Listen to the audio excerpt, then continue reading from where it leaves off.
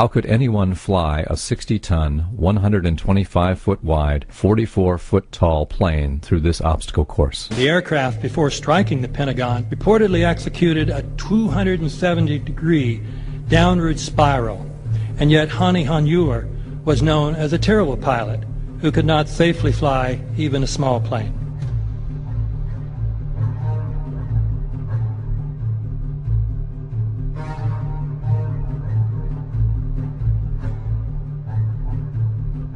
No seats, no luggage, no bodies. Nothing but bricks and limestone. The official explanation is that the intense heat from the jet fuel vaporized the entire plane. Flight 77 had 2 Rolls-Royce engines made of steel and titanium alloy and weigh 6 tons each. It is scientifically impossible that 12 tons of steel and titanium was vaporized by jet fuel. We're also told that the bodies were able to be identified either by their fingerprints or by the DNA.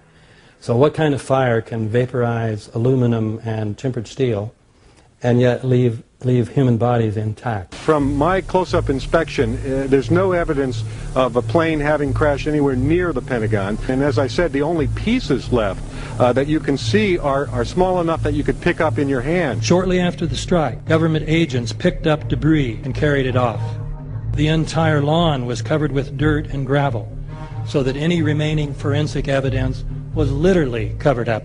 The videos from security cameras, which would show what really hit the Pentagon, were immediately confiscated by agents of the FBI, and the Department of Justice has to this day refused to release them.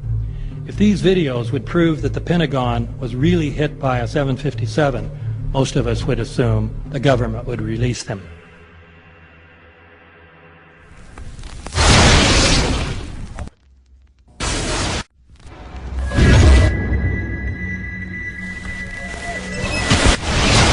It looks like there's nothing there except for a hole in the ground. Basically, that's right. The only thing you could see from where we were was a big gouge in the earth and some broken trees. We could see some people working, walking around in the area, but from where we could see, there wasn't much left. Any large pieces of debris at all? No, there was nothing that you could distinguish that a plane had crashed there.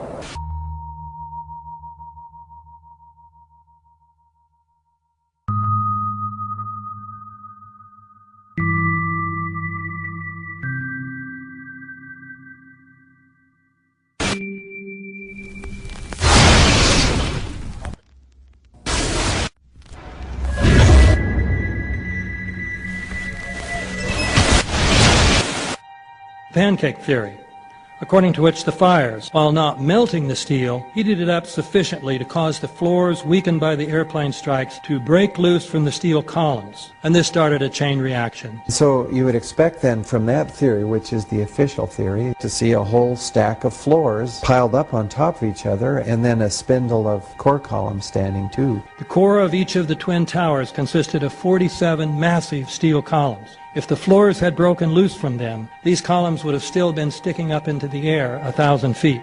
The plane did not cut all those core columns. We designed the buildings to take the impact of the Boeing 707 hitting the building at any location. The building probably could sustain multiple impacts of jetliners. That the plane flew straight into the building? Through him, right. Yeah. So you're saying that the building was actually designed to cope with a hole like that and, right. and still survive? Yeah, it was. If you had dropped, say, a billiard ball from the top of the World Trade Center, 110 floors up there, it would have taken 8 to 10 seconds to hit the ground, encountering no resistance whatsoever. The Twin Towers came down in nearly free fall speed. 200,000 tons of steel shatters and explodes outwards over 500 feet. This means that floors shattered at an average rate of about 10 floors per second. There is no scenario for a pancake effect of buildings falling that allows them to fall at the rate of free fall. Now what can do that? What can move mass out of the way? Explosives.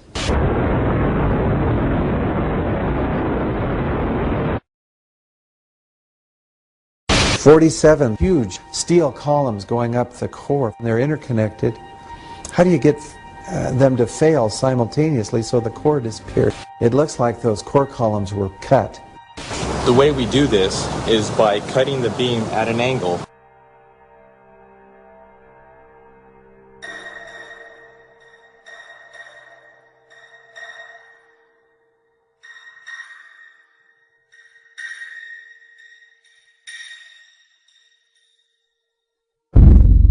I started looking at the molten metal.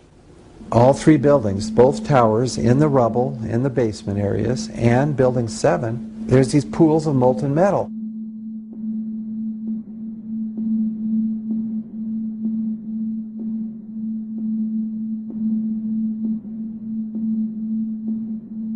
You'd get down below and you'd see molten steel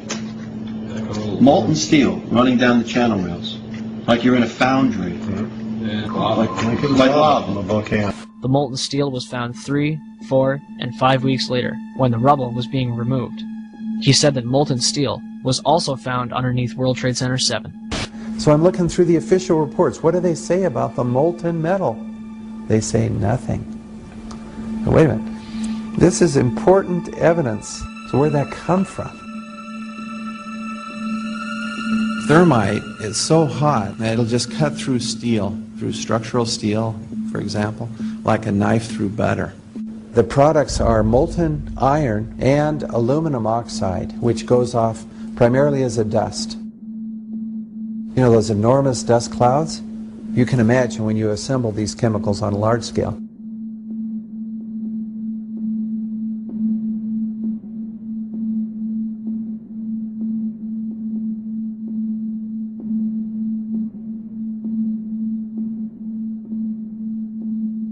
Molten metal pools under both towers after they collapsed, and Building 7. Now, Building 7 wasn't even hit by a jet.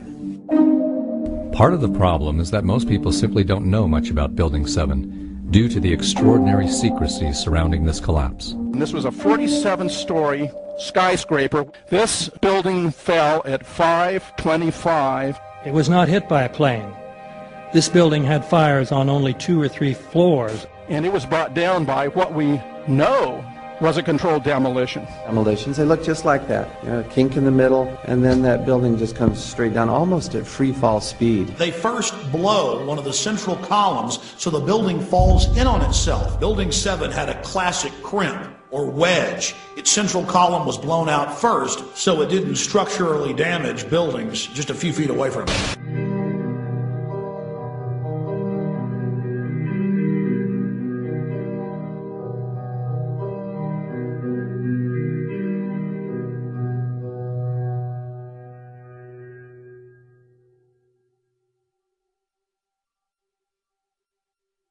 Our office was on the B1 level. As I was talking to a supervisor at 8:46, and all of a sudden we hear, boom!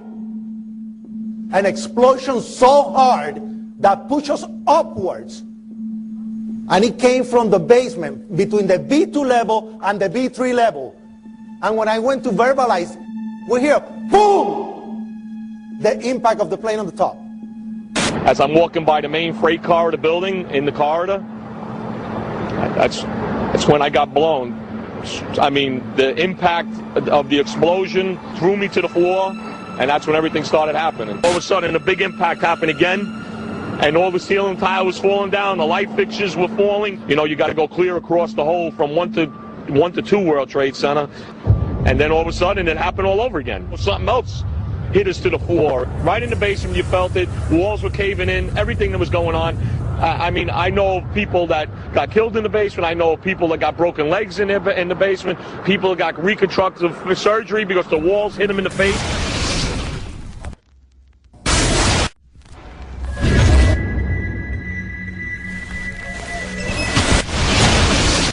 According to standard operating procedure, if an FAA flight controller notices anything that suggests a possible hijacking, the controller is to contact a superior. If the problem cannot be fixed within about a minute, the superior is to ask NORAD, the North American Aerospace Command, to send up or scramble jet fighters to find out what is going on. NORAD then issues a scramble order to the nearest Air Force base with fighters on alert. But although interceptions usually occur within 10 or so minutes, in this case, 80 or so minutes had elapsed before fighters were even airborne. It's a mind-bending anomaly. Not a single U.S. Air Force interceptor turns a wheel until it's too late.